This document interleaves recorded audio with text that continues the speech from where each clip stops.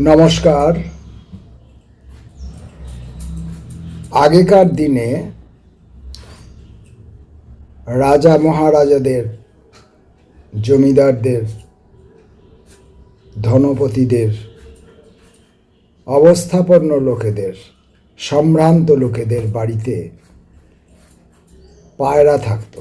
পায়রা পুষতেন তারা, বিভিন্ন রকমের সব পায়রা।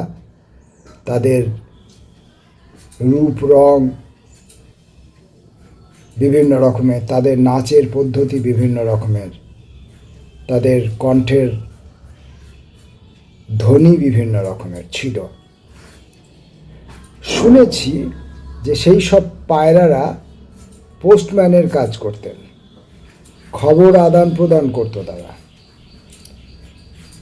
তো আজ সকালে একটি পায়রা আমার ঘরে কবি তন্ময় মৃধার 3টি কবিতা ফেলে গেছে। পায়রাটি কখন এসেছিল আমি দেখি নাই, তবে কোন পায়রা সেটা আমি বুঝতে পেরেছি। পায়রার নাম ধাম আপনাদের বলবো না, কারণ আপনারা বা সেই পায়রাটি সংগ্রহ করার জন্য মেতে উঠবেন, সেটা বলবো না। তবে একটি পায়রা এসেছিল এবং কবি তন্ময় মৃধার 3টি কবিতা আমার কাছে রেখে গেছে, আমার শিয়রে রেখে গেছে। এখন চট করে সেই 3টে কবিতা পড়ে একটা ছোট্ট ভিডিও বানিয়ে নেব।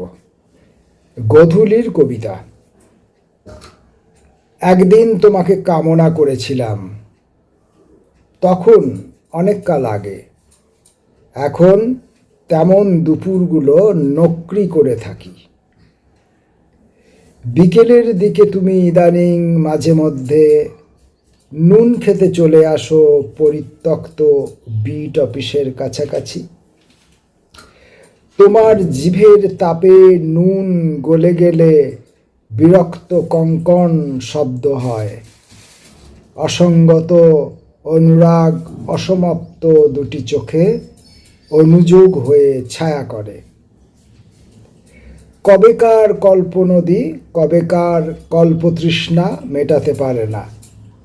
তুমি নত মুখে ফেরো শ্রাবণ গোধূলি, ষষ্ঠ ইন্দ্রিয় বোঝে তৃণাঞ্চলে বিন্দু বিন্দু অনর্থক নুন ঝরে আছে।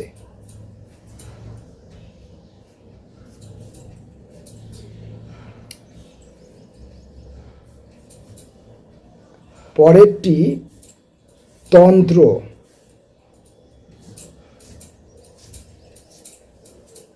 আগুনে হাত, রঙের জন্য বনবাদারে বাসা। আমি করিতকর্মা মানবপুত্র ডিমের পরে তা। চাষার ছেলে পদ্য লেখেন বুনটখানা খাসা। মৌলিক বিষের মতো কাব্যতন্ত্রের জন্য 12 মাস প্রবাসের পথ। আর এই পুনঃ পুনঃ জপ তপ ছুঁড়ে ফেলে খান কত খিস্তি বানাবো। পাড়াটে গুরুর মতো সরাট ইঙ্গিত ছুঁড়ে যুবতীকে অভিনব লজ্জাবোধ দেব। বাহ, ভালো উদ্দেশ্য। পাড়াটে গুরুর মতো সরাট ইঙ্গিত ছুঁড়ে যুবতীকে অভিনব লজ্জাবোধ দেব।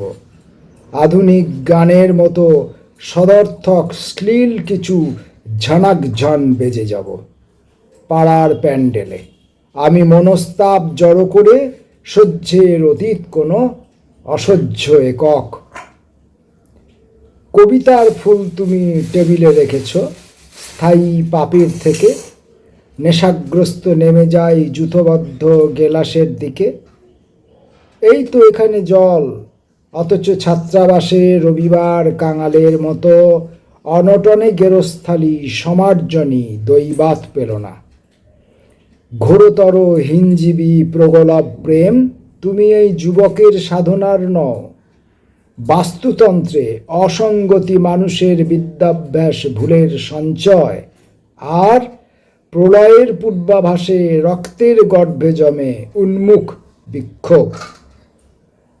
আমি এই সুচারু বৃত্তের থেকে কবিতাকে মুক্তি দিতে চাই।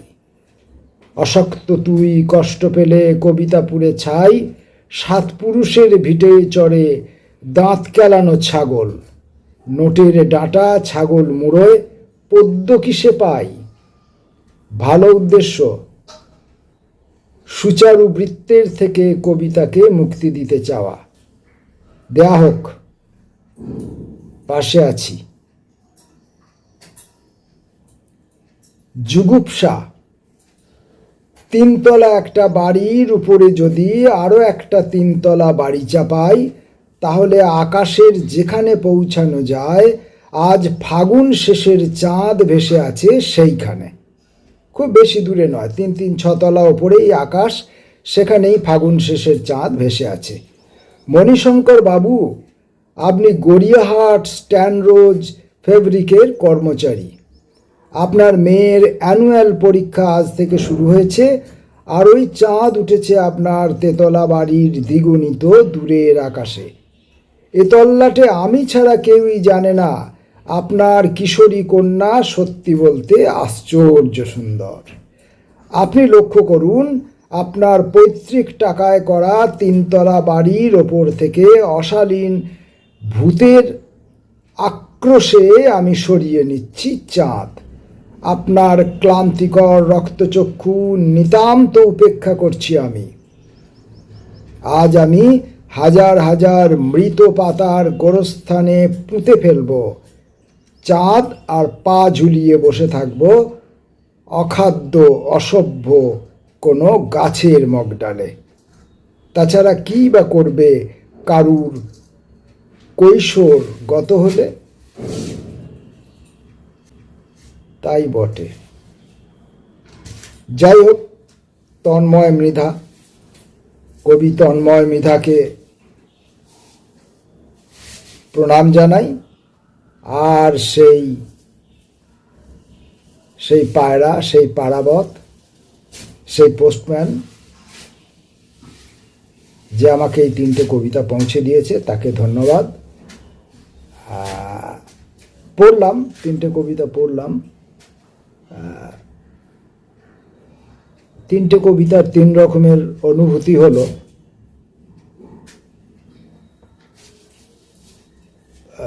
মাঝেরটাতে একটু দক্ষতা বেশি প্রয়োজন হয়েছে। মাঝের কবিতাটা যেটি তন্ত্র, সেই কবিতাটি একটি দক্ষতার বেশি প্রয়োজন হয়েছে। শব্দ ব্যবহার, কবিতা বিন্যাসে একটু ভিন্নতর প্রয়াস পাবার চেষ্টা করা হয়েছে। বিষয়ের দিক থেকেও একটু সাহসী পদক্ষেপ নেওয়া হয়েছে। শেষেরটা এই 3 তলার উপরে 3 তলা চাপিয়ে দেওয়াটা একটা বেশ নতুনতর ভাবনা। চাঁদে পৌঁছে যাওয়ার জন্য 6 তলা উঁচু করতে পারলেই মণিশঙ্কর বাবুর মেয়েকে পাওয়া যাবে, সেটা বেশ ভালো বিষয়, খারাপ নয়। আর প্রথম কবিতাটা একদমই ব্যক্তিগত অভিজ্ঞতা। সমস্ত দুপুরগুলোই নকরি করে করে তো কেটে যাচ্ছে, তাই সেই সময়ের যা কিছু অভ্যাস, যা কিছু প্রবণতা, যা কিছু রুটিন ছিল, সেগুলো এখন আর সম্ভব হচ্ছে না।